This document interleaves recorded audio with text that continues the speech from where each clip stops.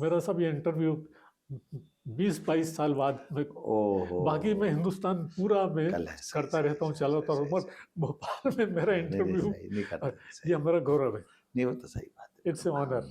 हम मेरे लिए भी आनंद है, हाँ, बहुत बड़ा सम्मान। अब सवाल मैं शुरू कर रहा हाँ हूँ जी जी। कि क्या स्टूडेंट लाइफ में कभी आपने सोचा था कि मैं सीएम बनूंगा? नहीं, विधायक का भी नहीं सोचा, अपने कहाँ कल्पना करी इसी को, कोई विधायक बनेंगे, सांसद, मंत्री, मुख्यमंत्री बनेंगे, तो सोच ही नहीं सकते थे। लेकिन छात्र जीवन से विद्यार्थी अवस्था तक काम करते करते जो एक अपनी ट्रेनिंग रहती है, जो काम मिलेगा बहुत अच्छे से करेंगे, वो एक संस्कार मगर है। स्टूडेंट पॉलिटिक्स और रियल पॉलिटिक्स में क्या अंतर पा रहे हैं आप? मैं तो अंदर के अपने हृदय के काम करने के भाव पे निर्भर करता, तो मुझे दो में कोई अंतर नहीं दिखता है। मैंने राजनीतिक क्षेत्र जब स्टूडेंट पॉलिटिक्स में भी की, तो कभी मैंने नकल नहीं की, कभी एब्सेंट नहीं रिया, कभी अनावश्यक कोई चंदे धंधे में वहाँ कभी नहीं रहा। और कॉलेज में भी पढ़ने में एक सूत्री ध्यान रखता था। तो कॉलेज के, यद्यपि वो कांग्रेस का शासनकाल था, लेकिन प्रिंसिपल से लेकर सारा स्टाफ बहुत प्रेम करता था। और कोचिंग वगैरह कराना, जब कि मैं दिन में क्लास में नहीं बैठ पाता था, तो चुनाव में लड़के जीतना भी और पढ़ना भी। आमतौर पे साइंस कॉलेज गए आपने थे बताया तो मैं भी वहाँ पढ़ाता था, हाँ, मगर 1982 में यहाँ आ गया था। बराबर तो आप उस समय आपने बताया था हम तो आई भैया सिंह जनरल सेक्रेटरी आप चुनाव लड़ रहे जी थे। जी जी जी। तो इसलिए लोग समझते थे कि चुनाव लड़ लिए तो हार जाएंगे, तो वे जीत जाएंगे तो पढ़ाई छूट जाएगी। मेरे सीनियर लोकेश शर्मा जी थे, उनकी भी पढ़ाई छूट गई थी। इससे बहुत लोग बीएससी नहीं कर पाए, पर मैंने भगवान की दया से बीएससी भी कंप्लीट की। First time join, second time president बराबर बना गया। तो मैं ये मान के चलता हूँ कि अपन कहीं भी रहे, किसी जगह भी रहे, अगर अपना अंतर मन साफ है तो भगवान साथ देता है। अच्छा, मध्य प्रदेश के लिए आपका क्या असली ड्रीम क्या है अब आपका? असली ड्रीम तो अब आपके सामने 2 साल हो वो गए तो लगातार कि हमको अभी अपने राज्य को अगर आगे ले जाना, तो सभी क्षेत्रों में समान ताकत से काम करना पड़ेगा। कृषि विकास दर अच्छी है, वो अपनी जगह है, लेकिन कृषि विकास दर के साथ इंफ्रास्ट्रक्चर से लेकर के भौगोलिक रूप से अपन राज्य को देश के मध्य में पाते हैं। इसलिए अपनी जवाबदारी भी बढ़ जाती है और अपने लिए अनुकूलता इस आधार पर ज़्यादा रहती है कि हम यहाँ कोई उत्पादन करेंगे तो पूरे देश में सरलता से पहुँचा सकते हैं। अपने यहाँ कोई बहुत बड़ी आपदा नहीं आती, कोई भूकंप नहीं, कोई बड़ा समुद्र का किनारा नहीं कि कोई दूसरे कष्ट है, तो इसके कारण से। लेकिन ये बात भी सही है कि एयरपोर्ट दूर है। डेवलपमेंट तो दिख रहा है। हाँ, डेवलपमेंट तो समान रूप सब से लोग एवरीबॉडी से इसकी जी डेवलपमेंट तो दिख रहा है, जी नजर जी आ रहा है वो। जी जी। और ये एक राज्य के अंदर बगैर द्वंद के अंदर से हम ना कोई कांग्रेस से ज्यादा झंझट कर रहे हैं, ना कोई अपनी पार्टी के अंदर भी। शुद्ध काम से काम, और काम में इतना ढूंढ, ये वर्तमान मोदी जी का शासनकाल है। तो इस आनंद के साथ मैं देखना चाहता हूँ जैसे मोदी जी ने तमाम चुनौतियों के बीच देश की रफ्तार बहुत तेज रखी है, तो वो रफ्तार में वो आदर्श है, उसको अपन फॉलो कर रहे हैं। अच्छा, अभी आपने देश में पहली बार ऐसा हुआ है कि किसी मुख्यमंत्री ने अपने बेटे की एक सामूहिक शादी की हो, और दोनों डॉक्टर्स। ये है। पॉसिबल है क्या? नहीं, आपके सामने ही हुआ, बहुत आराम से हुआ। एक इससे बड़ा वाला बेटे ने भी एलएलएम करके पीएचडी की है, उसका भी ऐसे ही किया था हमने, बड़े वाले का भी। 50 लोग अपने थे, 50 पर लोग क्या इससे आपके बड़े बड़े राजनेता खुश होंगे? नहीं, उससे मेरे को इससे कोई फर्क भी नहीं पड़ता, ना बच्चों को फर्क पड़ा। पर परिवार में आपने सब मान कैसे गए? सब बहुत आराम से मान गए, खुशी खुशी से। हम बात कर रहे हैं तो परिवार में डिसिप्लिन है आपके। हाँ, अनुशासन, परिवार में प्रेम, बहुत फिर बड़ी आप बात है, निर्णय लेते हैं, बहुत मान बड़ी बात, लेते हैं। बहुत बड़ी बच्चों बात। ने भी अच्छे से निर्णय लिए। अच्छा, आपने उच्च शिक्षा मंत्री रहते देश में सबसे पहले राष्ट्रीय शिक्षा नीति को मध्य प्रदेश में लागू किया, और हम उसमें कितना आगे बढ़े उस दिशा में? उसमें बहुत आगे बढ़े। देश में अभी शिक्षा मंत्री आए थे धर्मेंद्र प्रधान, उन्होंने स्वयं ने कहा कि हमारी शिक्षा नीति 2020 जो लागू माननीय मोदी जी के नेतृत्व में, उसमें सबसे तेज गति से कहीं पूरे क्षेत्र में काम हुआ तो मध्य प्रदेश में हुआ। जैसे मैं सीएम बना, पहले तो मैं शिक्षा मंत्री करके लागू कर रहा था, बाद में अभी हमने यहाँ लागू करते ही उच्च शिक्षा पीएम एक्सीलेंस 55 ही जिलों में चालू कर दी। तो ये उसी का अगला हिस्सा था। फिर इसी प्रकार से स्कूल शिक्षा में भी बहुत गुंजाइश थी, तो शांतिपनी विद्यालय के बहुत आदर्श मॉडल बने हैं। तो उसमें हमने सब प्रकार से जोड़ करके जो शिक्षा नीति के लिए स्कूल एजुकेशन में, हायर एजुकेशन में, टेक्निकल में, जैसे मैं आपको बताना चाहूँगा कि हमारे मेडिकल यूनिवर्सिटी अलग चलती थी और मेडिकल कॉलेजों की भी जो कष्ट थे, तो हमने कहा अब मेडिकल यूनिवर्सिटी के बजाय सामान्य यूनिवर्सिटी भी अपनी उसी प्रकार से रन करेगी, क्योंकि शिक्षा नीति में ये बात है कि बहुसंकाय हो सकते हैं विश्वविद्यालय, तो एक ही रखना चाहिए, एक विषय का यूनिवर्सिटी ठीक नहीं है। इसी आधार पर एग्रीकल्चर यूनिवर्सिटी आप मैं विक्रम यूनिवर्सिटी में सहित आज की स्थिति में 17 सरकारी यूनिवर्सिटी में से 13 यूनिवर्सिटियों में एग्रीकल्चर बीएससी एग्रीकल्चर चालू हो गया। तो हमने कहा भाई जो पैसे बार बार एक सब्जेक्ट के लिए कॉलेज खोलना, एक सब्जेक्ट के लिए यूनिवर्सिटी खोलना, इसकी क्या जरूरत है? उसके जो नॉर्म्स है वो आप लागू करो, लेकिन उसी से आप बड़ा लो तो अच्छा रहेगा।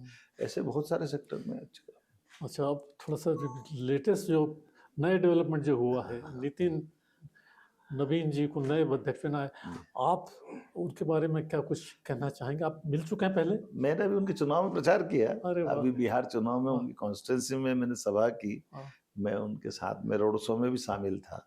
बड़े अच्छे सुयोग्य कार्यकर्ता हैं। और बिहार का रिजल्ट तो आपके दुनिया ने देख लिया है। अब आपकी जिम्मेदारी यूपी में डाली जाने वाली है। मैं तो पार्टी का कार्यकर्ता, जहाँ पार्टी पहुंचाती है वहाँ क्योंकि वहाँ भी अब जी सभी तैयारी शुरू हो गई। सभी मुझे लगता है कि आपने वो शुरुआत कल बनारस से ही कर दी है। नहीं, मैं तो अपने वहाँ के मंत्री है यूपी के, उनके पिताजी का। मध्य प्रदेश देश का बड़ा सुरक्षित राज्य माना जाता है। यहाँ के बॉर्डर में या कहीं भी कोई चुनौतियाँ नहीं हैं। जी। अब तो वो लोग हिंदुस्तान भर से लोग यहाँ शिफ्ट होने, मध्य प्रदेश में आने की कोशिश सेफ है। और मैं देखता हूँ ना, दिल्ली के बड़े बड़े अफसर मद्रास से यहाँ से बोले हम लोग तो भोपाल बहुत शिफ्ट हो रहे हैं। बहुत भोपाल से, तो ये भी एक बड़ी बात है।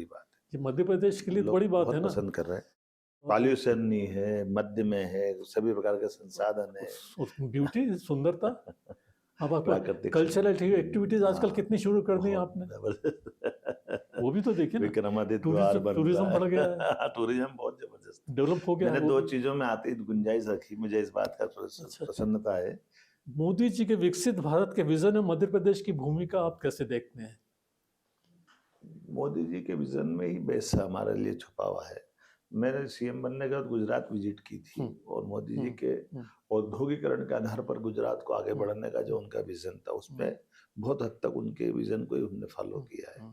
उसी प्रकार से सुशासन के लिए जितने प्रकार, जैसे साइबर तहसील, तो पटवारी के यहाँ नामांतरण बंटवारे के लिए चक्कर क्यों लगाए किसान अपना, जिसकी जमीन है उसका नाम अपने आप दर रजिस्ट्रार ऑफिस में रजिस्ट्री होती है, या कोई डॉक्यूमेंट्स एग्जीक्यूट होता तो अपने आप नाम चढ़ जाना चाहिए। तो ये कई सारे प्रयोग उनके देखा देखी कराए। और डेवलप्ड स्टेट तो डेवलपमेंट बहुत हुआ है, हो रहा है, ऐसा नहीं है। जी जी जी। अच्छा, एक सवाल ये था कि आप मध्य प्रदेश की ब्यूरोक्रेसी कैसी है? ब्यूरोक्रेसी अच्छी है।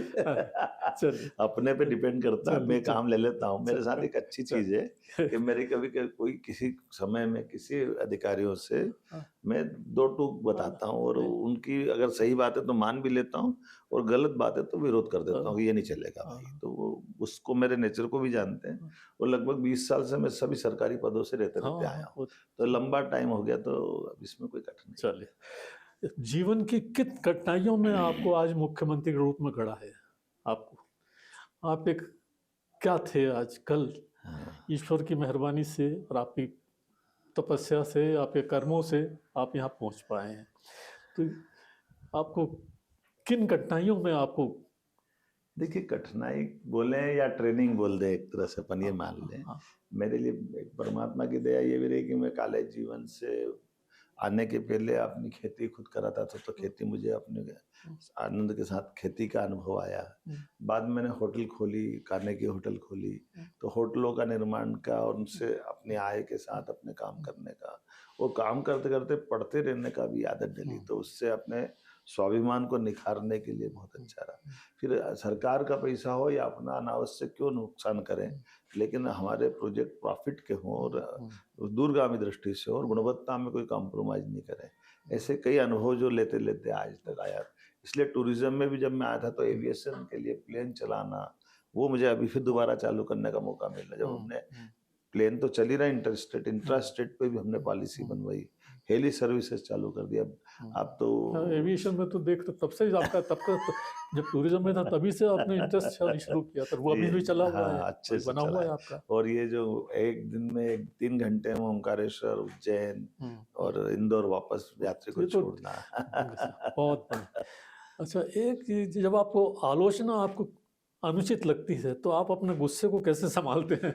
मेरे को कोई ज्यादा फर्क नहीं पड़ता, मैं एकदम से इसको पॉजिटिव वे में लेता हूँ कि कोई बात नहीं भैया, हम सुधार लेंगे, हाँ, इसमें क्या दिक्कत है। हाँ, क्योंकि अनावश्यक मन खराब करने से फायदा भी हाँ, नहीं। हाँ, वो जब हम अच्छा करने जाए तो आज नहीं तो कल समझ में आएगी। हाँ। कोई को आज समझ में आई, कोई को कल आई, तो भगवान से कहता हूँ इनको भी माफ करो, जो कोई बात नहीं। निवेश को तो बहुत किया है, हाँ जी।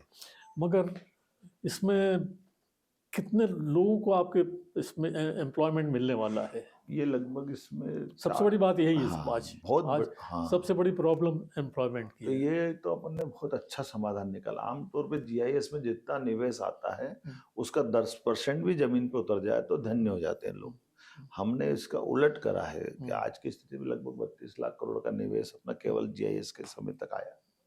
उसमें 6 लाख करोड़ के तो मौके पे भूमि पूजन लोकार्पण करा दिए, और अभी माननीय एचएम साहब को बुला के 2 लाख करोड़ के एक ही दिन में भूमि पूजन लोकार्पण ग्वालियर अटल जी को नाम पे समर्पित करते हुए अटल जी की जयंती का अवसर पर ग्वालियर से कराने वाले हैं। और इसमें ये मान के चले कि 2 लाख से ज्यादा लोगों को रोजगार मिलेगा। और सरकारी जॉब भी कितने कुछ कर पा रहे हैं आप? सरकारी 60,000 से ज्यादा लोगों को नियुक्ति दे चुके हैं। 60,000? हाँ, 60,000 लोगों कर को दिया है? दे दी है नियुक्ति। और अभी भी अपन ने लगभग 50,000 पद तो एमपीबी के मंजूर करे, 42,000 पद हेल्थ के मंजूर, 22,500 पुलिस के पद खाली है, तो उनने 7,500 का 3 साल का उनको टारगेट दे दिया भर्ती को। हर क्षेत्र में भर्ती खोल रहे हैं, भर्ती में कोई परेशानी नहीं। 2026 में आप मध्य प्रदेश को कोई नई सौगात देने जा रहे हैं क्या? एग्रीकल्चर वर्ष डिक्लेयर कर रहे हैं। एग्रीकल्चर क्योंकि वर्ष। हाँ, अपना ये वाला उद्योग और रोजगार का था, अब कृषि आधारित सारा काम करने के लिए यही टारगेट लिया, जिसमें एग्रीकल्चर की प्रोसेसिंग इकाइयों से लेकर के सभी प्रकार के बागवानी और सब प्रकार की जितनी गुंजाइश हो सकती है, और खास करके हार्टिकल्चर के साथ मिल करके ये कई हमारी ऐसी फसल जो नष्ट होती कम कीमत पे बिकती है, प्याज है, लहसुन है, या कभी बटला ज्यादा हो जाता, मटर ज्यादा हो जाता था, तो प्रोसेसिंग यूनिट लगा के हर एक एक दाने दाने का सही उपयोग कराना। इसलिए फूड पार्क बनाते हुए उस पर फूड की प्रॉपर चिंता करने का काम कर। वो उज्जैन की सिमस की तो आपने पूरा अभी से शुरू कर दिया है, पूरा। वो तो अद्भुत रहेगा, भगवान की दया है। वो तो उज्जैन ये उज्जैन का नहीं, मध्य प्रदेश का भी नहीं, ये विश्व का सबसे बड़ा मेला है। तो विश्व के बड़े मेले में मध्य प्रदेश की सरकार को जितनी चिंता करना चाहिए। उज्जैन तो बदल गया है, उज्जैन तो कोई पहचान नहीं सकता है। आप देखेंगे तो वास्तव में हमारा आज की स्थिति में 30,000 करोड़ के काम चल रहा है सिमस्त को लेकर। बताइए, तो ये कभी सोच नहीं सकते थे। एक अपनी पुराने रिकॉर्ड ऐसे हैं कि 1980 में 1 करोड़ खर्चा हुआ, 1992 में 100 करोड़ खर्चा हुए, 2004 में 250 करोड़ खर्चा हुए, 2016 में लगभग 3,500 खर्च हुए। आज की स्थिति में हम उससे 10 गुना ज्यादा 30,000 करोड़ का खर्चा करा। बट आपने उज्जैन राजा विक्रमादित्य की ऐतिहासिक गौरव को पुनर्जीवित कर दिया है। विक्रमादित्य का नाम इस शासन के लिए सांस्कृतिक महत्वाकांक्षा मध्य प्रदेश की विरासत को नई जान दे रही है। सभी प्रकार से विचार और करिए। ये भी एक नयापन, ये गौरव की बात है। विरासत से विकास की बात करते हैं तो अतीत को तो जोड़ के चलना ही पड़ेगा। वो तो मैंने आपसे पूछ ही लिया। बिहार के बाद अब कितना टाइम देंगे यूपी में? नहीं, तो बाकी सब दूर देना है। अभी बंगाल जाना है, असम जाना है, ये चुनाव अभी इसी साल में। और अपोजिशन है क्या हिंदुस्तान में? अपोजिशन तो है लेकिन मरा हुआ है। अपोजिशन की दिक्कत ये है कि वो खुद होश में नहीं है, और वो चाहता कि मैं दौड़ता हुआ दिखाई दूं। तो दोनों चीज कैसे हो सकती है तो राहुल गांधी बता सकते हैं। वो तो आदमी बेड पे लेटा हुआ है और वो कल्पना करो कि मैं तो दौड़ रहा हूँ, आप मेरे को दौड़ते हुए देखो। अरे भाई तू दौड़ तो दिखेगा, दौड़ता तो दिखेगा नहीं। उसके पास समस्या ये है कि जब मौका आता है, मैंने बिहार में एक सभा में इस पे कमेंट किया था कि बिहार के वोटिंग के चुनाव के लिए अभी 4 दिन का टाइम है, और ये राहुल गांधी जी के नेतृत्व में हमारी अपोजिशन ने एक साझा गठबंधन करा है।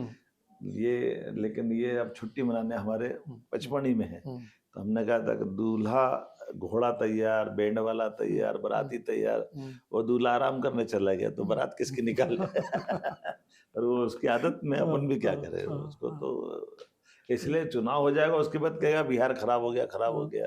भाई तुम जब चुनाव थे तब कहाँ गए थे? बस एक आखिरी सवाल है कि यदि आप कांच का छात्र अगर आपको देख रहा है तो वो आपसे क्या संदेश देना चाहेंगे? मैं इतना ही कहना चाहूँगा कि आप अच्छे से पढ़ो, अच्छे नागरिक बनो, और जरूरी नहीं कि राजनीतिक क्षेत्र में आओ, लेकिन ये भी जरूरी कि राजनीतिक क्षेत्र में भी आओ। मैं हर स्कूल कॉलेज में सबसे पूछता हूँ, या आप भी पूछते होंगे, तो अभी आमतौर पर हर व्यक्ति कहता मैं डॉक्टर बनूंगा, इंजीनियर बनूंगा, वकील बनूंगा, पुलिस वाला बनूंगा, या IAS IPS बनूंगा। उसमें से आवाज नहीं आती कि वो नेता बनेगा। तो हमने कहा नेता भी उतना ही जरूरी है जितना अपन बाकी काम कर रहे हैं। आप जितने अच्छे लोग निकल के आएंगे उतनी अच्छी राजनीति की सूचिता आएगी, देश आगे बढ़ेगा, प्रदेश आगे बढ़ेगा।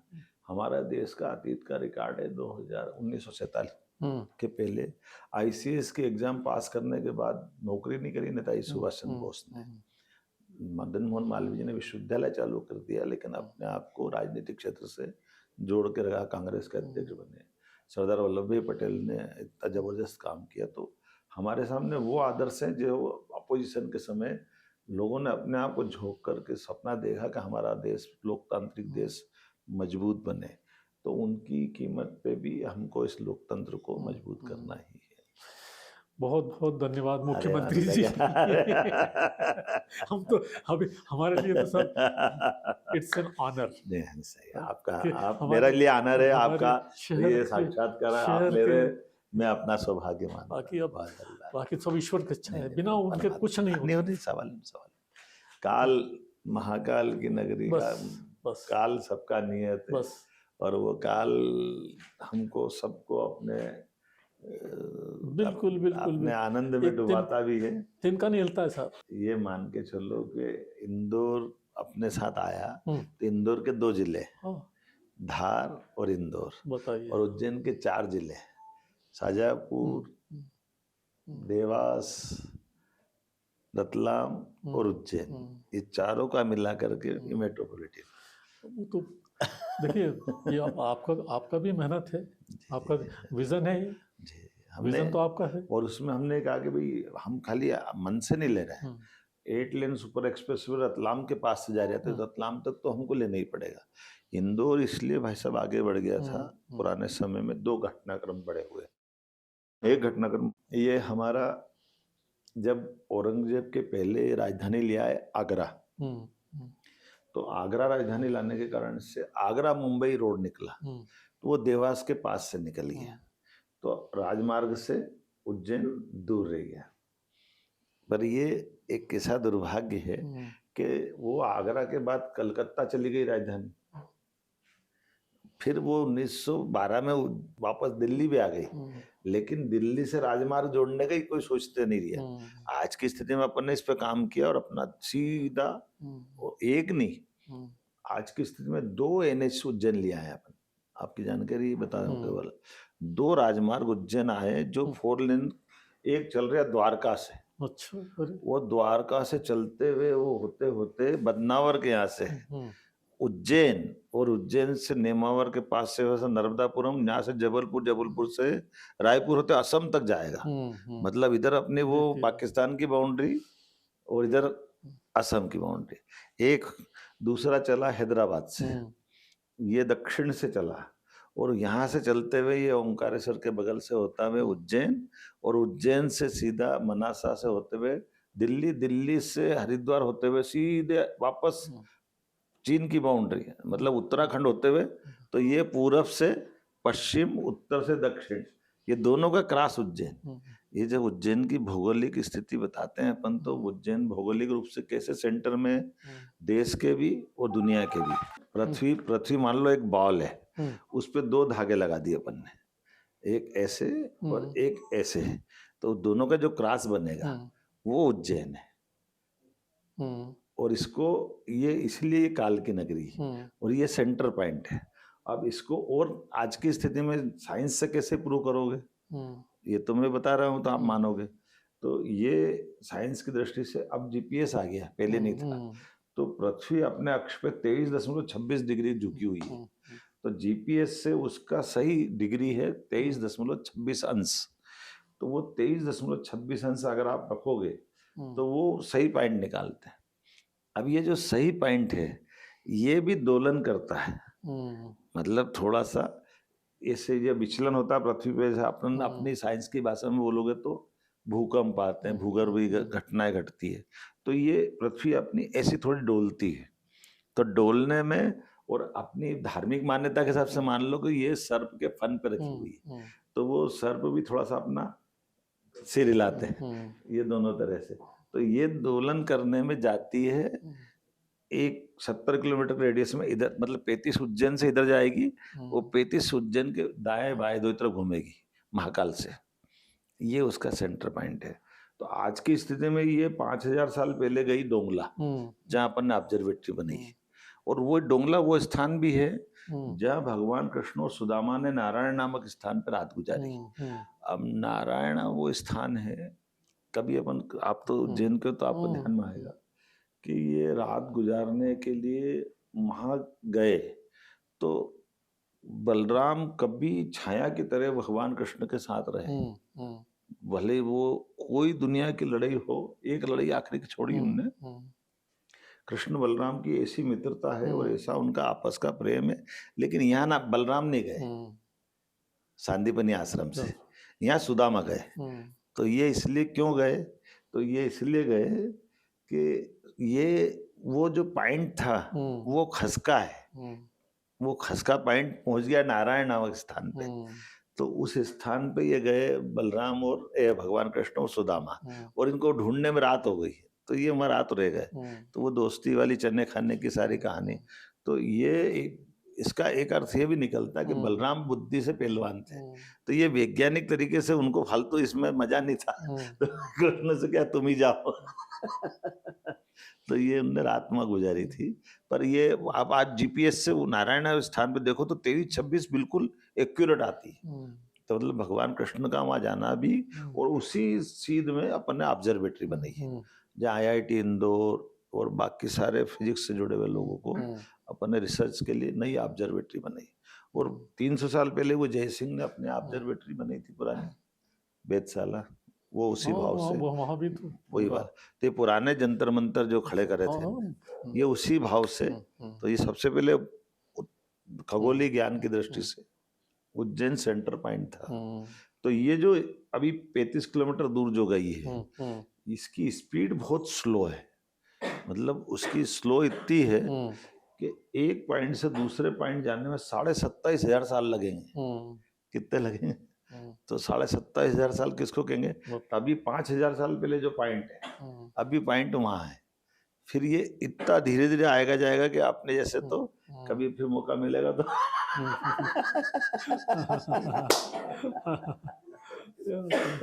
एक बार आप ओवरऑल देखें ना, हिंदुस्तान में कोई डेवलपमेंट जबरदस्त हुआ है, इसमें नोबडी कैन सही बात, कैन से कि ऐसा बिल्कुल सही बात, डेवलपमेंट नहीं, जिस फील्ड में देखेंगे।